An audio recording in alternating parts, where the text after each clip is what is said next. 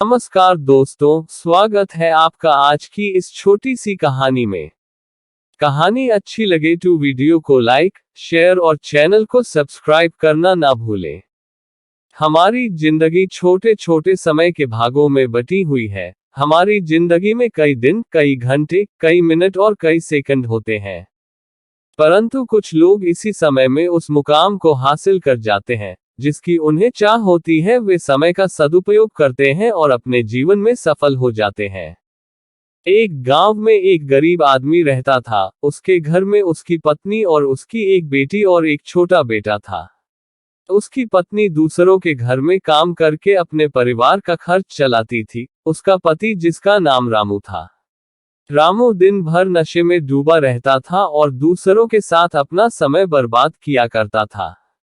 कहीं इधर ताश के पत्ते खेलता दिखता था तो कहीं उधर लोगों के दरवाजे बैठकर गपशप मारा करता था। अपने परिवार का ख्याल उससे बिल्कुल नहीं था। उसके माता पिता ने उसकी शादी कराकर गलती कर दी थी। बेचारी उसकी पत्नी दिन रात काम कर कर अपने बच्चों का पेट पालती थी। यदि उसकी पत्नी एक भी दिन काम पर न जाए तो उसके बच्चे भूखे रह जाते थे। इसीलिए उसकी पत्नी प्रत्येक दिन दूसरों के वहां काम करती थी। लेकिन रामू को इन सब बातों से कोई फर्क नहीं पड़ता था। उसे बस अपना समय बर्बाद करके हंसी मजाक और पत्ते खेलने में बहुत मजा आता था। शाम को शराब पीकर घर आकर जोर जोर से अपनी पत्नी को चिल्लाता था। कई बार उसने अपनी पत्नी को मारा भी, लेकिन अब उसकी पत्नी करे भी तो क्या, वह तो अपने बच्चों को छोड़कर नहीं जा सकती थी। रामू को जो कोई भी समझाता था कि रामू कुछ कार्य करा करो, पैसे कमाया करो, अपने परिवार का खर्च तो उठाओ, तुम्हारे 2 बच्चे हैं, तुम्हारी पत्नी है, उनकी देखभाल करो, ऐसे अपना समय क्यों बर्बाद करते हो। रामू उसके ऊपर बिगड़ जाता था और कहता, तुम्हें इससे लेना देना क्या। मैं कुछ भी करूं, यह मेरा जीवन है। मैं तुम्हारे घर में खाता हूं क्या। इसके कारण कोई भी गांव का सदस्य इससे इस विषय में बात ही नहीं करता था। वह सुबह खाकर निकल जाता था और रात में शराब पीकर आता और अपनी बीवी के ऊपर गुस्सा करता था। ऐसा ही कुछ दिनों तक चलता रहा। कुछ दिनों बाद संसार में एक ऐसी बीमारी ने जन्म लिया जो मानव जाति के लिए अत्यधिक खतरनाक थी। चारों तरफ उस बीमारी का कहर था। आप सब जानते होंगे, मैं कोरोना वायरस की बात कर रहा हूं।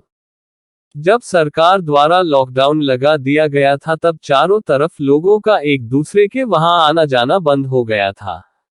सारे कार्य, सारी फैक्ट्रियां, सारी गाड़ियां इत्यादि बंद हो गए थे।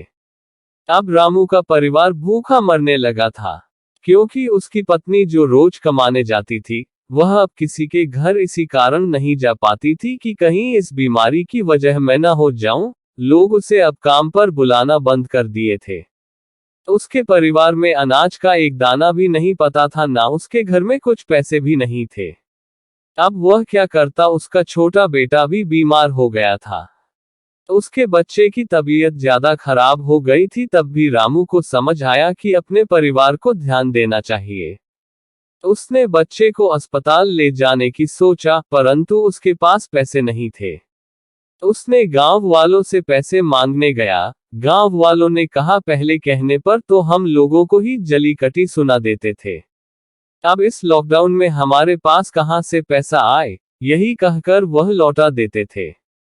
रामू अत्यधिक परेशान था। अब करे तो भी क्या करे। वह चाहकर भी कुछ नहीं कर सकता था। एक पूरा दिन बीत गया। उसके बेटे की तबीयत और भी ज्यादा खराब हो गई। तभी किसी तरह उसकी पत्नी ने जहां काम करती थी, वहां से कुछ पैसे जुटा कर लाए और अब रामू अपने बच्चे को हॉस्पिटल ले जाने की तैयारी की। रामू अपने बच्चे को लेकर गांव के बाहर एक अस्पताल में पहुंचा। रामू दौड़ता हुआ डॉक्टर के पास गया। उसने कहा, मेरे बच्चे को बचा लीजिए। डॉक्टर साहब ने सारे इंस्ट्रूमेंट लगाकर चेक किया, तब उसका बेटा मर चुका था। डॉक्टर साहब ने यह बात रामू से कहा, यदि तुम अपने बच्चे को 10-15 घंटे पहले ले आते तो मैं तुम्हारे बच्चे को बचा लेता। मुझे बहुत दुखी होकर कहना पड़ रहा है कि मैं तुम्हारे बच्चे को बचा ना सका। यह सुनकर रामू के पैरों तले के नीचे से जमीन खिसक गई। वह रोने लगा। उससे कहने लगा, यह सब मेरी गलती है, मैंने जीवन में कुछ नहीं किया, सिर्फ अपना समय को बर्बाद किया है। यदि आज मेरे पास पैसे हो जाते हैं तो मैं अपने बेटे को हॉस्पिटल जल्दी ला पाता और मेरा बेटा बच जाता। मैंने अपने जीवन में समय को बहुत बर्बाद किया है, लेकिन आज मुझे समय को अहमियत पता चल गई है। तो हमें इस कहानी से यह शिक्षा मिलती है कि हमें अपने समय को बर्बाद नहीं करना चाहिए, उसका सदुपयोग करना चाहिए। तभी हमें अपने जीवन में सफलता मिल सकती है। इस कहानी में अगर रामू पहले से काम करता होता तो उसके पास पैसे होते और अपने बेटे का इलाज करा पाता, जिससे उसका बेटा आज जिंदा होता। मित्रों, हमें हमेशा अपने समय का सदप्रयोग करना चाहिए। धन्यवाद।